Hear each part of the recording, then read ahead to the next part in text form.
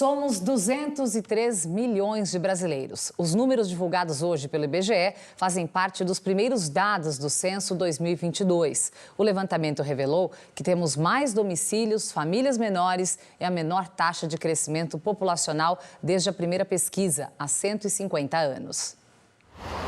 São 5 milhões de brasileiros a menos do que a projeção feita pelo próprio IBGE no final do ano passado. Várias circunstâncias podem explicar a população abaixo das projeções. Em 2020, a pandemia da Covid-19 impediu os recenseadores de irem a campo. Em 2021, um corte no orçamento transferiu a coleta de dados para 2022. O trabalho, que deveria durar 3 meses, levou 10 para ficar pronto, sem contar o fato de que quem coletou os dados ter sido alvo de hostilidades, o que impediu a pesquisa. A distância de 12 anos do último censo e a contagem populacional prevista para 2015 não ter sido realizada também contribuem para a discrepância dos números. O levantamento, que normalmente é feito a cada 5 anos, é fundamental, porque ajuda a atualizar dados usados na definição de políticas públicas. Sempre que se desenha uma política, o aspecto mais relevante é quem é o público-alvo ao qual essa política se destina. Quantos componentes nós temos por faixa etária, por nível de renda, como se dá a distribuição desse grupo no território nacional, por gênero. Se nós não temos uma informação qualificada, há um risco da política não ser tão assertiva como ela poderia ser.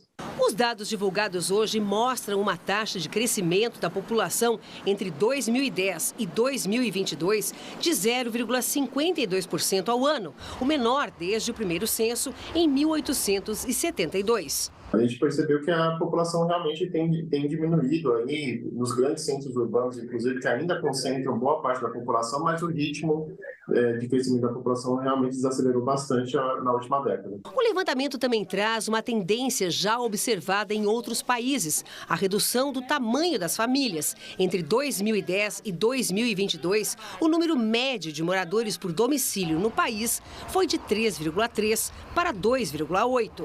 Com a urbanização da população, maior parte das pessoas tem acesso a algumas políticas públicas que melhoram o acesso à saúde, que melhoram o acesso à educação, que melhoram o acesso a uma série de condições que têm relação com o planejamento familiar das pessoas.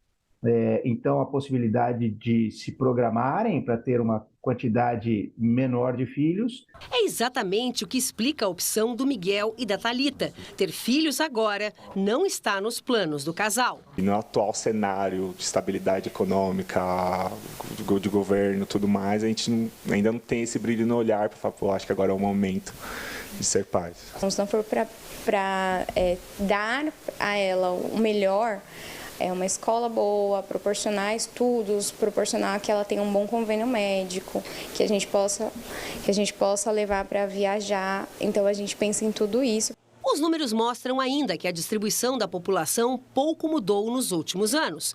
O Sudeste segue como a região mais populosa, seguida pelo Nordeste, Sul, Norte e Centro-Oeste. Serra da Saudade, em Minas Gerais, é a cidade com menos habitantes do país, apenas 833 moradores. Já São Paulo é a maior, com quase 11 milhões e meio.